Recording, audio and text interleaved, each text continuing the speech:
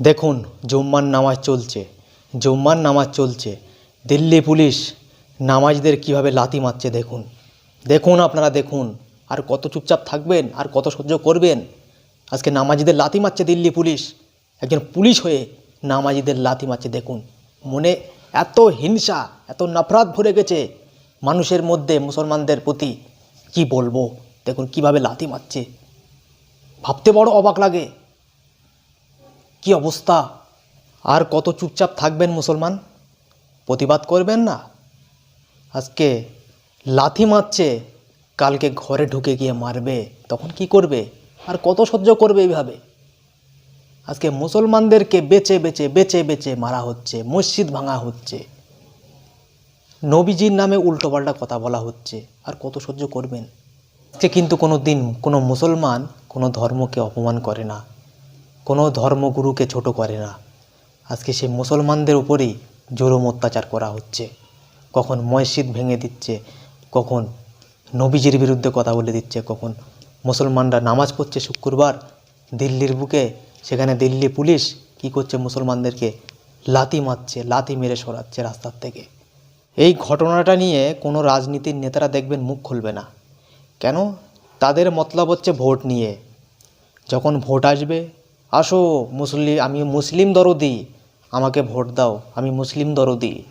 আর আজকে মুসলমানদের ওপরে জুলুম অত্যাচার করা হচ্ছে। কটায় রাজনীতিক নেতা আওয়াজ তুলছে, কটা রাজনীতিক নেতা মুসলমানদের পাশে এসে দাঁড়াচ্ছে। যখন ভোটের টাইম আসবে তখন মুসলমানদের মসজিদে গিয়ে বসে থাকবে, ইফতার করবে, ইফতার পার্টি করবে, বিভিন্ন ধরনের কথাবার্তা বলবে। আজকে মুসলমানদের উপরে অত্যাচার করা হচ্ছে। কটা রাজনীতিক নেতারা মুখ খুলছে, কটা রাজনীতিক নেতারা প্রতিবাদ করছে? আপনারা বলুন। কথাটা কি আমি খারাপ বললাম? কটা রাজনীতি নেতা এই বিষয়টা নিয়ে আপনারা দেখবেন, কটা রাজনীতির নেতা মুখ খোলে?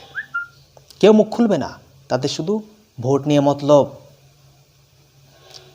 মুসলমান মরছে মরুক, কোনো সমস্যা নেই, ভোট নিয়ে মতলব। তো যখন ভোট আসবে মুসলমানদের হাত পা জুড়বো, ভোট দিয়ে দেবে, আমি জিতে যাব।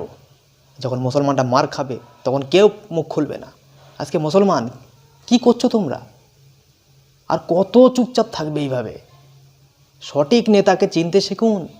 এই কেন কিছু টাকা দিচ্ছে বলে তার পেছনে আপনারা দৌড়াচ্ছেন? আজকে আমার কমের ভাইরা মার খাচ্ছে, নামাজ পড়ছে, সেখানে মার খাচ্ছে তারা। এইগুলো দেখে কি তোমাদের মন কাঁদে না? ওই টাকা দেখে লোভ সামলাতে পারছো না? জবাব কিন্তু একদিন দিতে হবে। এখনও সময় আছে মুসলমান, জাগো। আর চুপচাপ সহ্য করার দিন নেই। প্রতিবাদের মতন করো, আর পুরো দেশ জুড়ে প্রতিবাদের ঝড় তুলুন এই বিষয়টিকে নিয়ে। ধিক্কার জানাই দিল্লি পুলিশকে, যে জঘন্য কাজটা যে দিল্লি পুলিশ করেছে না, ধিক্কার জানাই। এই ধরনের পুলিশ অফিসারদের জন্য আরও যারা ভালো পুলিশ অফিসার আছে তাদের নাম খারাপ, শুধুমাত্র এই ধরনের পুলিশ অফিসারদের জন্য। দর্শক, এই বলে আমার বক্তব্যটা এই জায়গায় শেষ করলাম। আপনাদের মতামত নিচে অবশ্যই কমেন্ট বক্সে জানিয়ে যাবেন। আর কি বলবো, মুসলমানরা একসময় খুব কাঁদবে। কেন তারা একতর নেই? মুসলমানরা এখন খুব কাঁদবে। সেদিন বুঝতে পারবে মুসলমানরা যে আমরা কি ভুল করছি। যে সঠিক নেতা তাকে তো গালাগালি দিচ্ছে, আর একটা বেদিনকে ভালো বলছে।